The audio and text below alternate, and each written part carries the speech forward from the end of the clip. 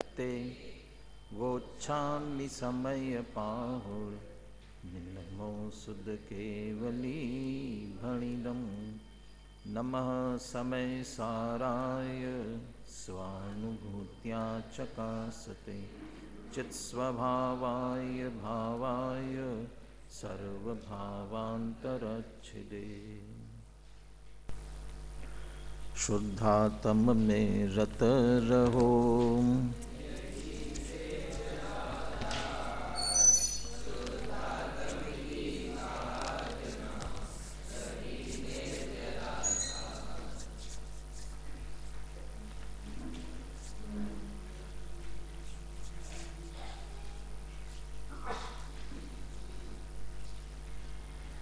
आचार्य कुंदकुंदे विरचित समय सार परमागम निर्जराधिकार पर अपनी चर्चा चल रही है। प्रारंभ की दो गाथाओं में द्रव्य निर्जरा और भाव निर्जरा की चर्चा करते हुए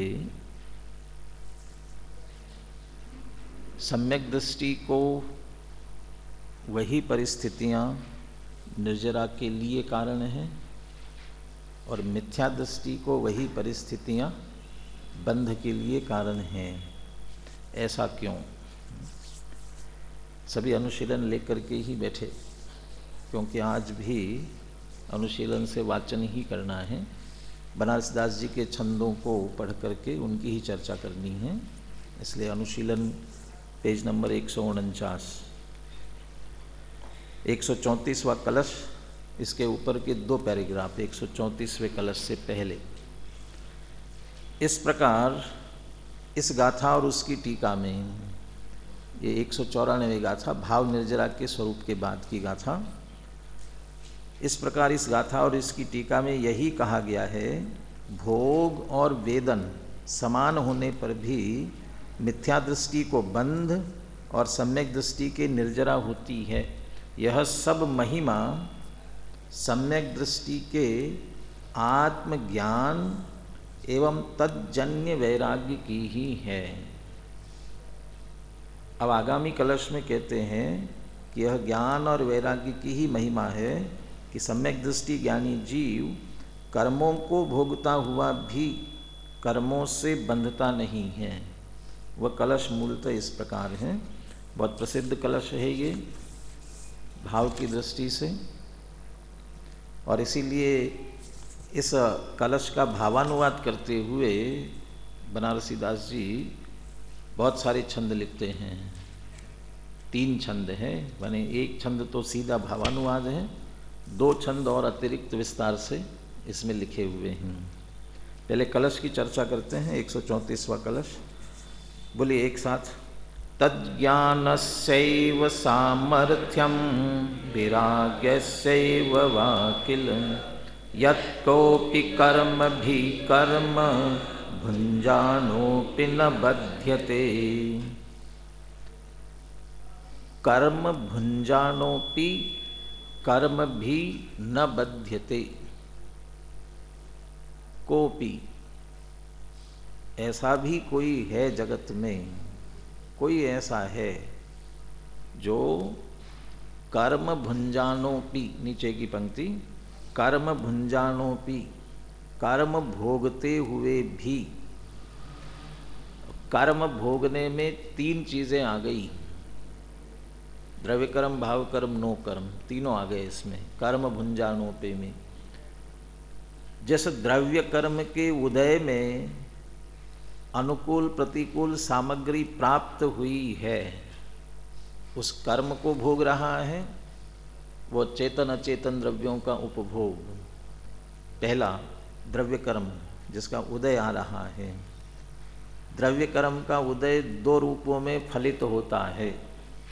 द्रव्य कर्म क्योंकि है भी 2 तरह का, घाती कर्म और अघाती कर्म। अघाती कर्मों के उदय से प्रतिकूल अनुकूल संयोग प्राप्त होते हैं, उन्हें भी भोगना कहा जाता है। उन अनुकूल प्रतिकूलता के संयोगों को असद्भूत व्यवहारने से उनको भी भोगता है। तो द्रव्य कर्म, उसके निमित्त से होने वाले संयोग, वे नो कर्म, उनको भोग रहा है। और साथ ही उनके भोगने पर होने वाला जो सुख दुख का वेदन है, ये भाव कर्म वेदन, उसको भी वह भोग रहा है। कर्म भुंजानोपि, ये भोगते हुए भी, ऐसा भोगते हुए भाव कर्म, वो भाव कर्म में थोड़ा ध्यान रखना, मिथ्यात्व संबंधी भाव नहीं है, राग द्वेष मोह नहीं है, बाकी के हैं। साथ ही जो सुख दुख हो रहा है, सुख दुख का वेदन भाव, उसे भी भोग रहा है। जब ऐसा करेंगे तो फिर से कर्म बंधने चाहिए, लेकिन कहते हैं कर्म भी न बध्यते, फिर भी कर्मों से नहीं बंधता है। ऐसा कैसे हो गया? ऐसा कैसे हो गया? तत् ज्ञानस्यैव सामर्थ्यम विरागस्यैव वा किल। ये कहते हैं ज्ञान का, दोनों के साथ एव लगा दिया, लेकिन अकेले का नहीं हो सकता है, दोनों शामिल हैं। ज्ञानस्य एव, ज्ञान का ही, अविरागस्य एव वा किल, अथवा वैराग्य का ही।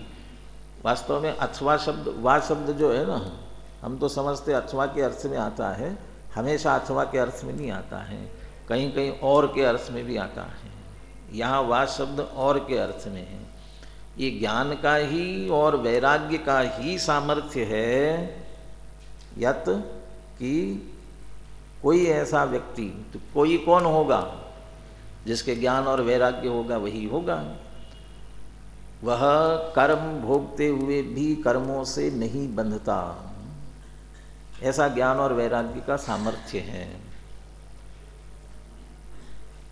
बहुत शास्त्रों का अध्ययन कर ले, ज्ञान कर ले, 5 इंद्रिय विषय भोगों में भी लगा रहे, तब तो हो जाएगा ना। फिर तो कर्म से नहीं बंधेंगे, ज्ञान के सामर्थ्य से ये तो नहीं चलेगा। हम शास्त्र नहीं पढ़ेंगे, लेकिन घर परिवार सबको छोड़ करके विरक्त हो जाएंगे, वैरागी हो जाएंगे। जानने देखने से क्या होता है? जानने करने में क्या रखा हुआ है? वैराग्य ले लिया, किसी से राग नहीं करेंगे, तो उस वैराग्य के बल पर कर्म नहीं बंधेंगे ना, ये तो नहीं हो सकता है। अकेले ज्ञान से, अकेले वैराग्य से नहीं होगा, तो कैसे होगा? ज्ञान और वैराग्य से होगा, दोनों से होगा। दोनों होने चाहिए, दोनों होने चाहिए, दोनों एक साथ होने चाहिए। वैसे होते भी दोनों एक साथ ही हैं। यदि वह एक साथ है तो ही वे सच्चे कहलाते हैं, अन्यथा वे सच्चे है ही नहीं, सम्यक है ही नहीं। ज्ञान, सम्यक ज्ञान, सम्यक ज्ञानम प्रमाणम, सम्यक ज्ञान प्रमाण है। और प्रमाण तभी होता है जब उसका फल हो। प्रमाण भी प्रमाण तभी है जब उसका फल होता है। और प्रमाण का फल क्या है? अज्ञान निवृत्ति के साथ साथ हान उपादान उपेक्षाश्च फलम। हान उपादान उपेक्षा, हान उपादान उपेक्षा का अर्थ क्या है? हान माने त्यागना, उपादान माने ग्रहण करना, उपेक्षा माने उपेक्षा करना। हान त्यागना, छोड़ना। किसको त्यागना, किसको छोड़ना? अच्छी अच्छी चीज़ों को छोड़ना, जो आत्मा के हितकारी है उनको छोड़ देना, ऐसा है। आत्म के हित हेतु विराग ज्ञान। अभी तो मिथ्या दृष्टि की बात है, इतने लखे आपको कष्टदान। तो आत्म के हितकारी जो है उन्हें नहीं, बल्कि जो दुखदायक है, रागादि प्रगट जे दुख देन, ये रागादि जो दुखदायक है उनको हान, ये है। आश्रव बंध हेय है, तो आश्रव बंध के जितने परिणाम हैं उनको छोड़ना। और उपादान में किसे ग्रहण करना? जो ग्रहण करने योग्य है, उपादेय है। ये विराग और ज्ञान, विराग और ज्ञान जिसके आश्रय से होते हैं, ऐसा वो शुद्ध आत्मा, वो परम उपादेय, श्रद्धा आश्रय की अपेक्षा से वो उसका उपादान, और उपेक्षा बाकी सब सामान्य, उनके प्रति न राग न द्वेष न हान न उपादान न कोई परिणाम नहीं है। प्रयोजनभूत तत्व, प्रयोजनभूत तत्वों के संदर्भ में हे उपादेय, और बाकी जो सामान्य हैं वो गे, जानने में आ गए तो ठीक, जानने में नहीं आए तो ठीक, ऐसा सामान्य भाव, उनके प्रति उपेक्षा का भाव। ये निर्णय जिसे हुआ है उसे ही प्रमाण अर्थात सम्यक ज्ञान है। तो ऐसे सम्यक ज्ञान में पर द्रव्य उपादेय है, उनमें सुख है, ऐसी बुद्धि रहती ही नहीं है, इसलिए सहज ही वैराग्य है। और जिस वैराग्य का आधार सम्यक ज्ञान है वही स्थायी रह सकता है और वास्तविक है। वैराग्य के आधार से निराकुलता आनी चाहिए, वो निराकुलता तभी आएगी जब सम्यक ज्ञान हो। टोडरमल जी तो सिद्धांत वाक्य जैसा लिखते हैं, जिन धर्म की तो यह आमनाएं है कि पहले तत्व ज्ञान हो पश्चात व्रतादिक अंगीकार करे। जिन धर्म की तो यह आमनाएं हैं। छड़ालाकार भी यही कहते हैं, सम्यक ज्ञानी हो ये बहुरी दृढ़ चारित लीजे। सम्यक ज्ञानी हो वो वास्तव में दृढ़ चारित लीजे, वो जो बात कही गई है वो निश्चित रूप से बाह्य व्रतादिक अंगीकार करने के संदर्भ में है, और उन बाह्य व्रतादिक के माध्यम से पर से जुड़ने वाले उपयोग को स्वसन्मुख करके अब आगे बढ़ने की बात है। जब सम्यक ज्ञानी हो गया तो उस सम्यक ज्ञान के साथ ही वैराग्य प्रकट हो गया।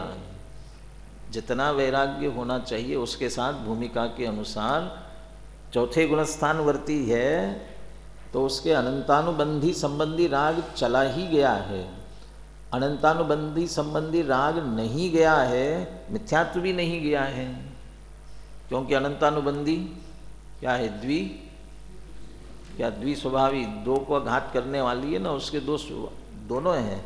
वो चारित्र का भी घात करती है और श्रद्धा का भी घात करती है।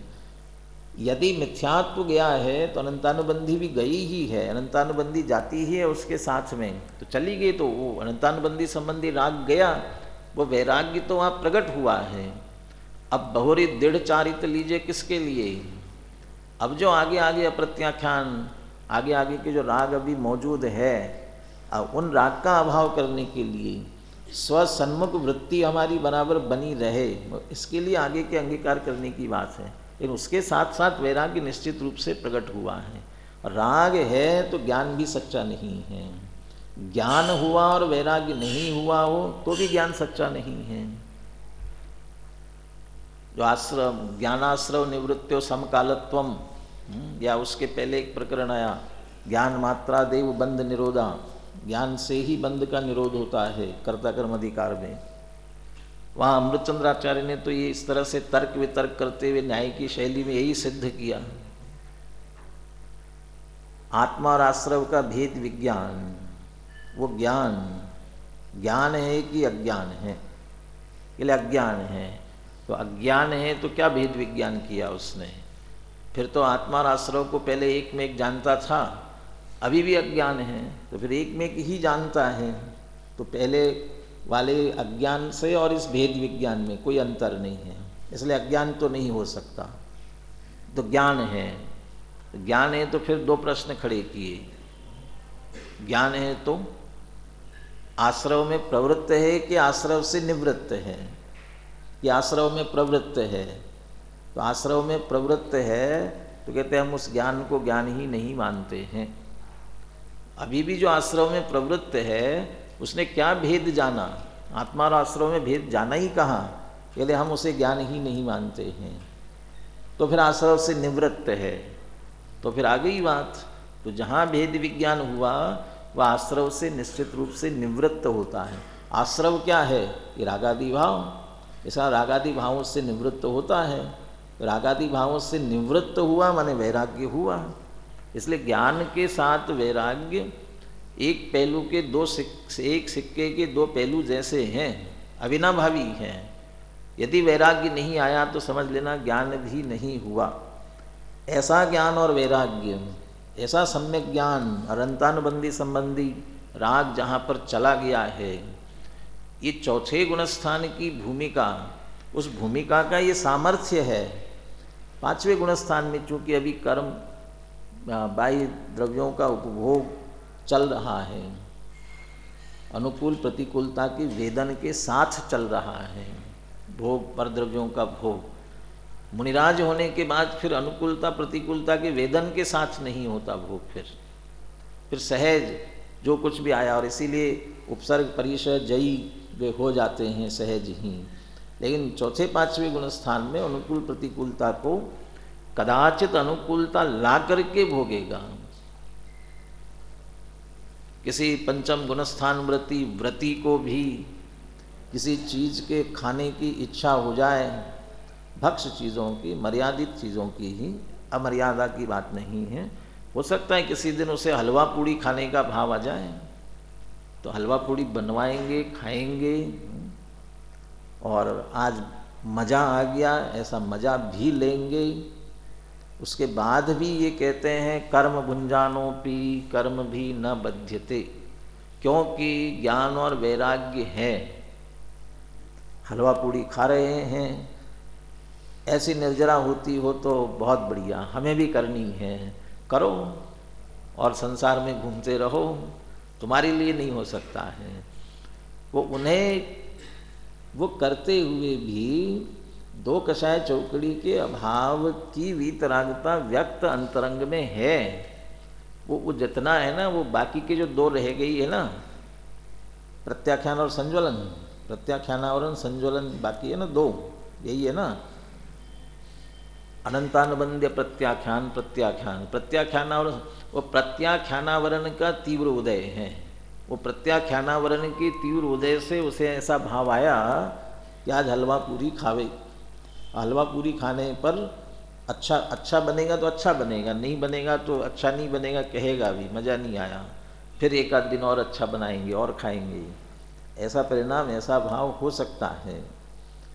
फिर भी ज्ञान वैराग्य से किल सामर्थ्यम, फिर भी भेद विज्ञान है, दो कषाय चौकड़ी का अभाव है, उतनी व्यक्त वीतरागता है, उसके कारण से इसमें ये भी समझना है, हलवा पूड़ी खाने से निर्जरा नहीं हो रही उसे, हलवा पूड़ी खाने से नहीं हो रही निर्जरा। हम समझते कि हलवा पूड़ी खाने से इसलिए हम हलवा पूड़ी खाएंगे, हलवा पूड़ी खाने से नहीं हो रही है। वो जो ज्ञान और वैराग्य का सामर्थ्य अंदर में प्रकट किया है, वो अपने शुद्ध आत्मा के आश्रय से दो कषाय चौकड़ी का अभाव करके पंचम गुणस्थान के योग्य अंतरंग में निरंतर परिणति चल रही है, वो उसका सामर्थ्य है। वो बाहर की क्रिया का सामर्थ्य नहीं है। वो तो बंध करा रहा है, पाप का बंध करा रहा है। ये जरूर है कि कितना भी जोर लगावे तो उतना तीव्र पाप का बंध वो नहीं करा सकता है जितना कि मिथ्यात अनंतानुबंधी के समय रहता था, उतना नहीं करा पाएगा। लेकिन उससे तो पाप ही बंध रहा है, भाव से भी और क्रिया से तो बनता ही नहीं है। उतना जो भाव हुआ उससे तो पाप ही बंध रहा है। वो निर्जरा जो हो रही है वो उस दो कषाय चौकड़ी के अभाव वाली शुद्ध परिणति से हो रही निरंतर, तो उसका सामर्थ्य है। तो उस सामर्थ्य को यहाँ बताना चाहते हैं। ये सामर्थ्य भेद विज्ञान से प्राप्त हुआ है, इसलिए एक तरह से हम ये प्रेरणा देना चाहते हैं कि भेद विज्ञान के माध्यम से उस शुद्ध आत्मा का लक्ष्य करो। शुद्ध आत्मा का लक्ष्य करोगे कि तुम्हें भी ये सामर्थ्य आ जाएगी, फिर बढ़िया है, हम करते हैं। ये रुचि रख करके करोगे तो शुद्ध आत्मा का लक्ष्य होगा ही नहीं ना, फिर वो वही बात हो जाएगी। वो चींटी जो गंदगी का कण मुंह में रख करके शक्कर के ढेर पर गई थी शक्कर का आनंद लेने के लिए, तो नहीं आ सकता ना। ऐसे रुचि तो रखेंगे, हाँ ऐसा करने पर हम ले सकते हैं आनंद विषयों का, इसलिए हम आत्मा का लक्ष्य करेंगे, आत्मा का आश्रय करेंगे, भेद विज्ञान करेंगे। कहाँ भेद विज्ञान कर रहे हैं? अभी तो पर द्रव्यों में रुचि पड़ी हुई है, कहाँ भेद विज्ञान है? इसलिए वो तो पहले छूटनी ही चाहिए। ये तो रोगी के औषधि लेने के समान है। क्योंकि हमारी रुचि पांच इंद्रिय विषय भोगों की, इसलिए हमारी दृष्टि उधर ही जाती है। देखो क्या ठाट बाट है, क्या भोग भोग रहे हैं, क्या कर रहे हैं। सारे बड़े बड़े लोगों के सारे पदों पे बैठे हुए हैं। हाँ, जो पदों पर बैठ कर के सिर्फ पद के लाभ का ही उपभोग करते हैं, वो गलत बात ही है। उनके लिए तो ऐसा कहा भी जाए, लेकिन जो उस पद पर बैठकर जो जिम्मेदारी निभा रहे हैं, उनको उस प्रकार की सुविधा की आवश्यकता भी है, इसलिए सुविधा मिल रही है। वो उस सुविधा के लिए उस पद तक नहीं पहुँचे हैं, वो अपने कार्य करने के लिए पहुँचे हैं। और कार्य तभी कर सकते जब ये सारी सुविधाएं हों। तो हमें वो सुविधाएं दिखती हैं, कार्य नहीं दिखता है। और सुविधाएं मिल जाए और कार्य न करे तो ज़्यादा दिन तक उस पद पर रह भी नहीं सकता है। इसलिए यहाँ दोनों चीज़ों में से अंतरंग की जो शुद्ध परिणति है ज्ञान और वैराग्य की, उसे मुख्य रूप से दिखाना चाहते हैं। श्लोकार्थ पढ़ते हैं, पुनः एक बार श्लोक पर ध्यानवाद पढ़ेंगे। यह एकमात्र ज्ञान और वैराग्य का ही सामर्थ्य है कि ज्ञानी कर्मों को करते हुए और उनके फल को भोगते हुए भी कर्मों से बंधता नहीं है। ज्ञान वैराग्य, ज्ञान के साथ क्रिया शब्द की चर्चा भी बहुत आती है। ज्ञान ने क्रिया ने हो गया 47 नेयों में, ज्ञान ने क्रिया ने आ गया, अभी नहीं आया। हाँ? और आगे आएगा, तो आएगी चर्चा उसमें। ज्ञान क्रिया ने परस्पर तीव्र मैत्री, ज्ञान और क्रिया ने की परस्पर तीव्र मैत्री है, एक दूसरे को छोड़ते नहीं है। ज्ञान है तो क्रिया होगी, क्रिया है तो ज्ञान होगा। ये ज्ञान और क्रिया में इस तरह परस्पर में तीव्र मैत्री है। परंतु क्रिया का अर्थ क्या, क्रिया माने क्या, ये चर्चा भी कर्ताकर्म अधिकार के प्रारंभ में आ चुकी है। वो ज्ञान मात्रादेव बंध निरोधा, इसी प्रकरण में गुरुदेव के प्रवचन में ज्ञान क्रियाभ्याम मोक्षः, एक सूत्र, मुक्ति कैसे होती है। ज्ञान से मुक्ति नहीं होती, क्रिया से मुक्ति नहीं होती है। ज्ञान क्रियाभ्याम मोक्षः, ज्ञान और क्रिया दोनों से। तो ज्ञान और क्रिया दोनों जरूरी है ना। तो क्रिया कहते क्रियाकांड वाला क्रिया नहीं है। बहुत अच्छा गुरुदेव ने वहाँ लिखा, शास्त्र ज्ञान, परलक्षी शास्त्र ज्ञान और शुभ भाव, शुभ राग और उसके साथ होने वाली देह की क्रिया, इसका नाम ज्ञान और क्रिया नहीं है। ये वहाँ जो ज्ञाननय और क्रियानय का एकांत करता है उसकी बात थी। ज्ञाननय के एकांत का, क्रियानय के एकांत का खंडन किया। उसके लिए कहा जो ऐसा समझ रहे हैं मात्र शास्त्रों का अध्ययन करने से हो जाएगा, ये ज्ञाननय का एकांत है। मात्र शुभ राग और उसके साथ होने वाली क्रिया से हो जाएगा, ये क्रियानय का एकांत है। तो है क्या, आत्मलक्षी ज्ञान और उसी आत्मा में लीनता रूप क्रिया। आत्मा का ज्ञान और आत्मा क्रिया आत्मा की ही होनी चाहिए ना। तो आत्मलीनता वाली क्रिया, इनके द्वारा मोक्ष होगा। सम्यक ज्ञान किया, सम्यक दर्शन किया, आत्मलीनता की क्रिया नहीं करेंगे तो चौथे गुण स्थान में रहेंगे। बरसों रहते हैं, भवों तक रहते हैं, अनेक भवों तक। तो क्यों? क्योंकि आत्मलीनता की क्रिया नहीं की, इसलिए मोक्ष की तरफ आगे नहीं बढ़े, चौथे गुण स्थान में रहे। ज्ञान कर लिया था तो वो आत्मलीनता की वृद्धि होनी चाहिए, वो आत्मलीनता ही क्रिया है, ज्ञान और क्रिया। ऐसे यहाँ भी आत्मलीनता चारित्र का कार्य है। चारित्र में कषाय के अभाव को लिया जाता है, राग के अभाव को लिया जाता है, इसलिए उस तरफ से यहाँ वैराग्य शब्द दिया। तो सम्यक ज्ञान और वो वैराग्य, उसके माध्यम से ही यहाँ निरंतर उन्हें निर्जरा हो रही सम्यक दृष्टि ज्ञानी को। अब ये जो बात ख्याल में नहीं आती है, कर्म भुंजानोपि कर्म भी न बध्यते, कर्म भोगते हुए भी कर्मों से नहीं बंधते, ऐसा कैसे हो सकता है। ज्ञान और वैराग्य है, भोग भोग रहे और काय का वैराग्य है। कार्य क्रिया करते हुए उसके साथ लिप्तता होती है, ऐसा कैसे हो सकता है क्रिया हो रही है और लिप्तता उससे नहीं हो रही हो? अब इसके लिए बनारस दास जी यहाँ पर इतने उदाहरण दे रहे हैं, 7 उदाहरण दिए हुए हैं। दोनों छंद एक साथ ही पढ़ते हैं तो 7 क्यों, एक ही विषय से संबंधित हैं। उन्होंने 2 छंद लिखे और दोनों छंदों के अंतिम 2 पंक्तियाँ एक सी है दोनों की। पहले इसका भावानुवाद पढ़ना है, पद्यानुवाद भी पढ़ना बाकी है ना। पहले आप कलश और पद्यानुवाद बोलिए, बोलिए। तज ज्ञानस्यैव सामर्थ्यम यत्कोपि कर्म भी कर्म भुञ्जानोऽपि न बध्यते।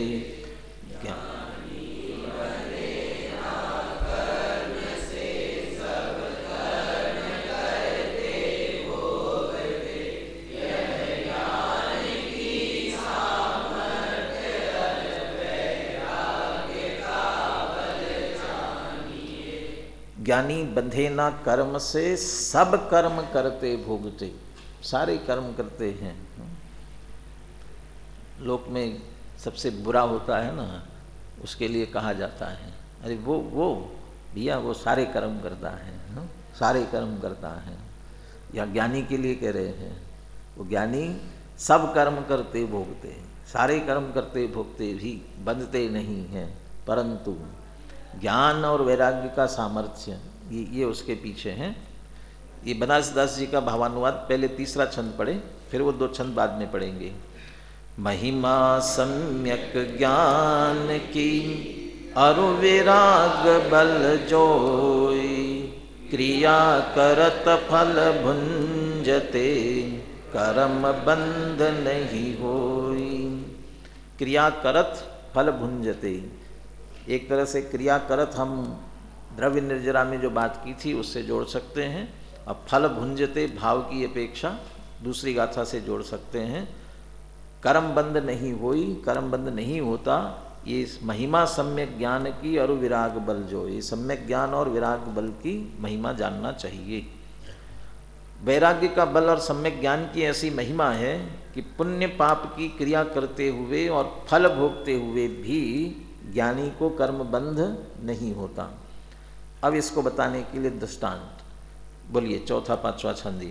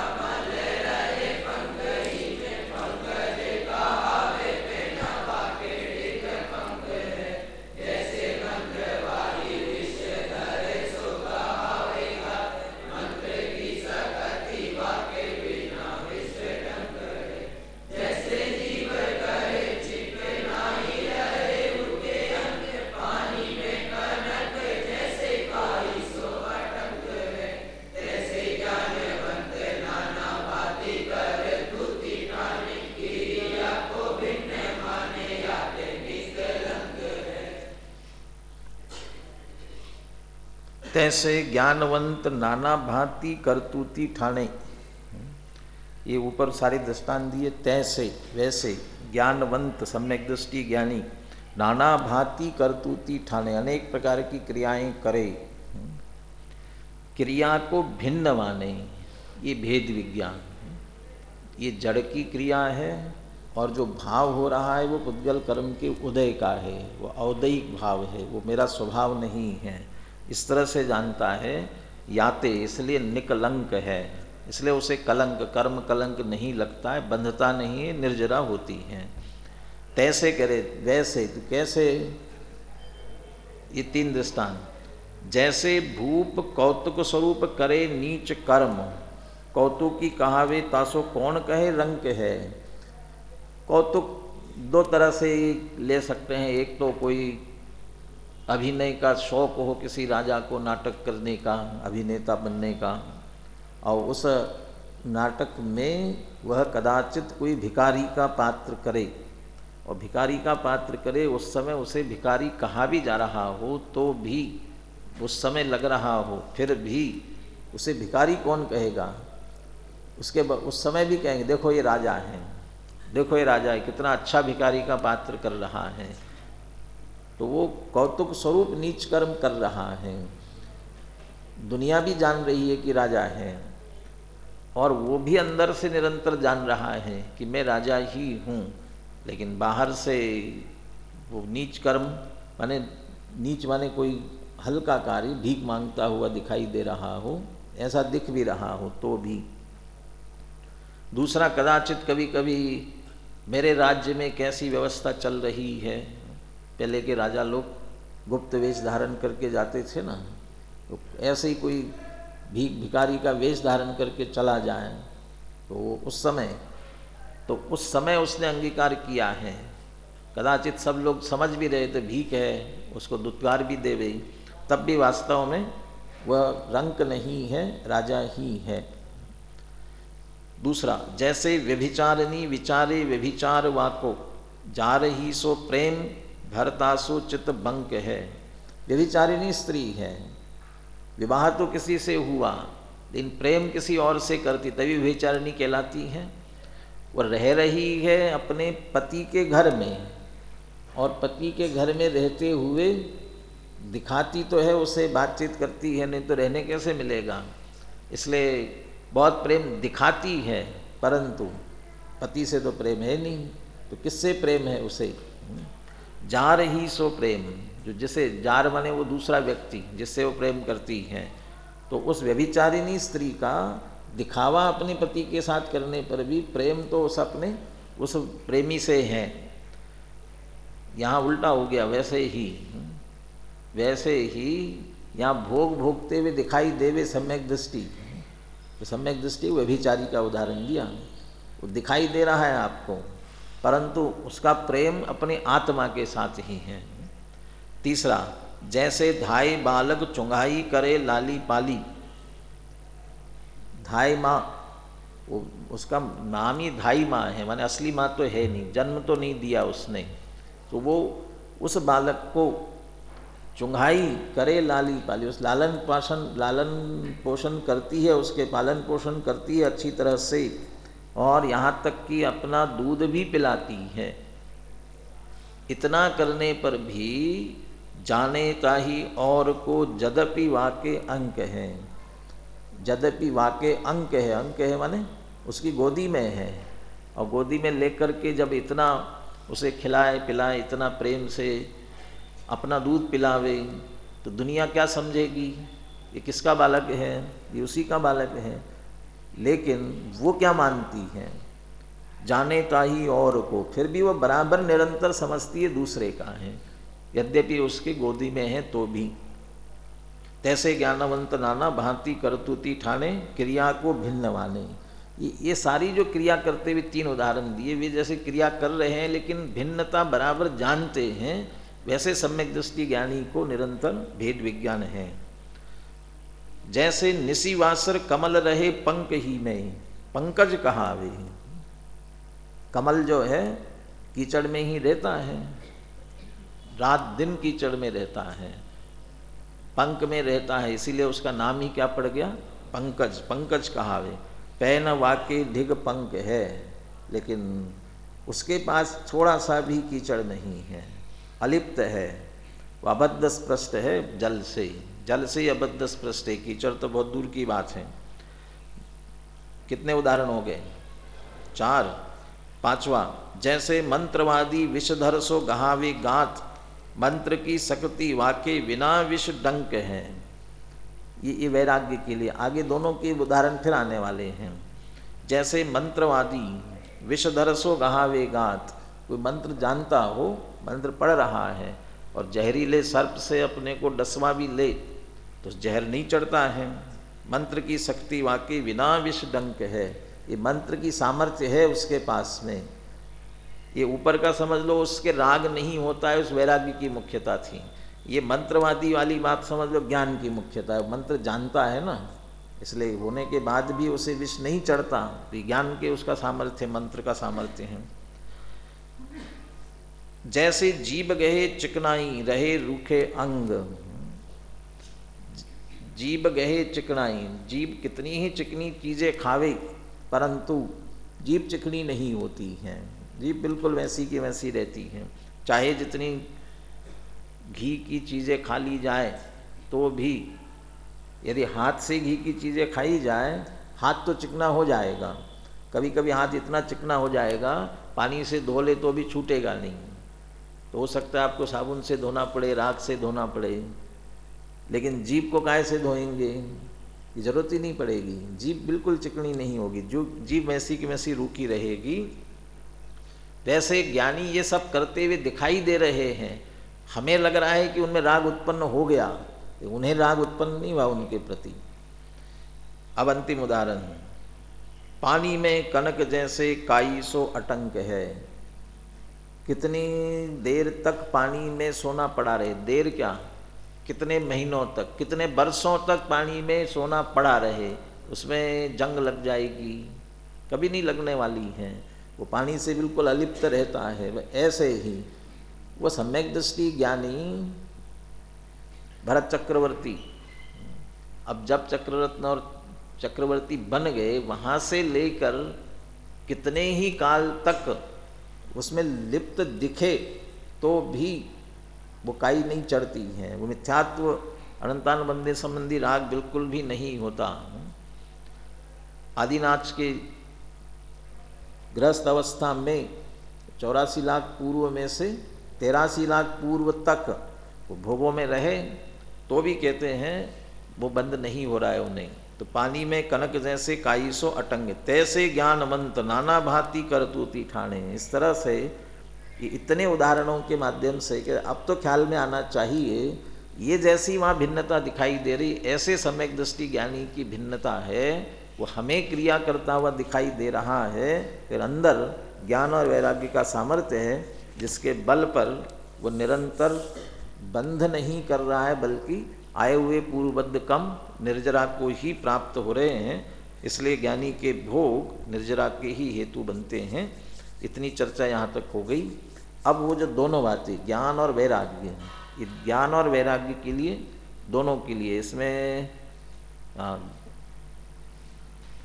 ज्ञान की पहले 195 में ज्ञान की और 196 में वैराग्य की। इसके लिए दृष्टांत सहित चर्चा आगे करेंगे।